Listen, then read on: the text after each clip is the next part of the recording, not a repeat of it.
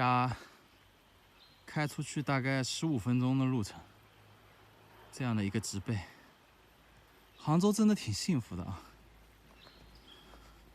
城市有当量，1000万人口的，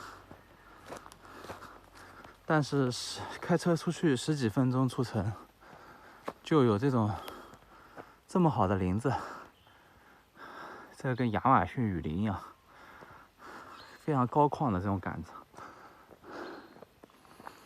今天就想开车出来哄女儿睡睡，就想去一些没去过的地方。她在车上睡觉，然后我就到处转转，随便停了个地方就往里钻，探索一下。这里杂木很多，估计天牛的品种会非常丰富。天色有点暗了，这些丘陵啊，可能反面都是茶山啊，但是稍微转一下，这个谷地里都是这种大的苦渚啊、青冈啊这些。植被很好啊，给大家分享一下。刚才过那个垭口的，有一个小垭口，海拔当然不高了，但是给人一种高黎拱山的错觉。一面在下雨，一面就还有点太阳。就过了一个弯，直接开始下雨了，然后山上全是那种超大的那种青冈栎啊，感觉就是跟高黎拱那种环境很像。就片马那个风雪垭口那一块上去的那一片林子特别像，全是壳斗科植物。哇，天哪，这简直是个秘境啊！灯又挺好的，不过估计不好背进了发电机。天哪，哇，这树好高大。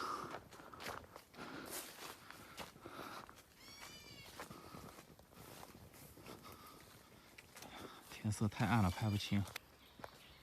这种环境啊，跟我在那种热带地区啊看到的这种景观就很像。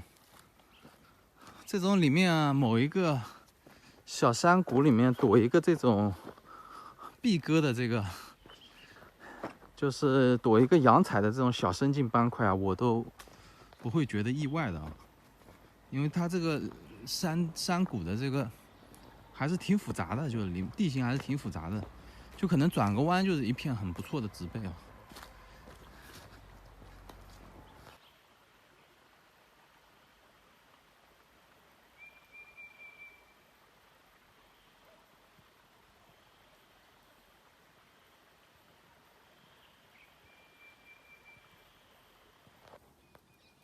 刚刚路过看到一片水上森林啊，拍不清楚。